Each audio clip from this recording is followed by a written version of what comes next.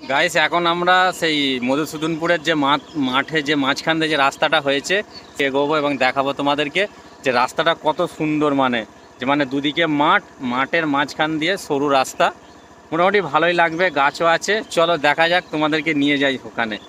কালকে ইউটিউবে চলে আসবে, ধরে নে, কালকে চলে আসবে ইউটিউবে। সিধে করে ধর। ভিলেজ লাইফ কি নাম আছে জিজ্ঞেস করবে না? দারুণ রাস্তা তো, এটা হেভি লাগছে রাস্তাটা না? হ্যাঁ, কতদূর গেছে দেখি রাস্তাটা, দুদিকে গাছ, দারুণ লাগছে না? হ্যাঁ দারুণ তো লাগছে, দারুণ লাগছে তো প্রচুর। আমরা তো আসিনি বলে ধারে সেদিনে,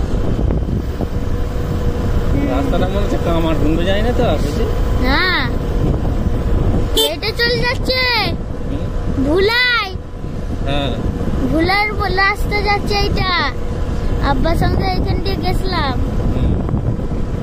দেখে বুঝতে পেরে গেছি আব্বার সঙ্গে এখান দিয়ে গেছিলাম। যেগুলো আব্বা করে না সেইগুলো আমার সব মনে থাকে। মিটারটা লেখ, মিটারটা ক মিনিট হবে?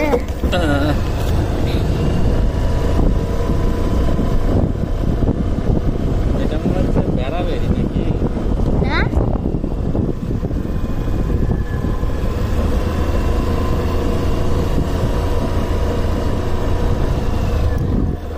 আমরা এখন খেগড়াগাছি যে মাঠ আছে, মাঠের মাঝখানে যে রাস্তা, সেই রাস্তায় চলে এলাম। এখন সেখানে দেখা যাচ্ছে একটা ট্রেন আসছে, মেল থ্রু ট্রেন আসছে একটা, দেখিয়ে দাও।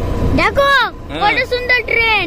হ্যাঁ এই দেখো কত স্পিডে যাচ্ছে, খালি দেখে নাও। এটা পুরো বন্দে ভারতের মতনই দেখতে, কিন্তু বগিগুলো এরম ধালিয়ে যাচ্ছে মেলের মতন।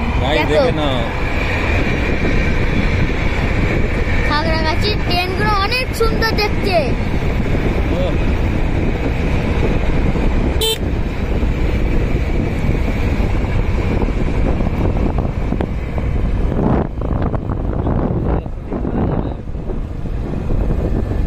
রাস্তা না কি বলছি, তেরি রাস্তা তো শেষ, এই পর্যন্তই রাস্তা শেষ। হ্যাঁ ব্যাক কর।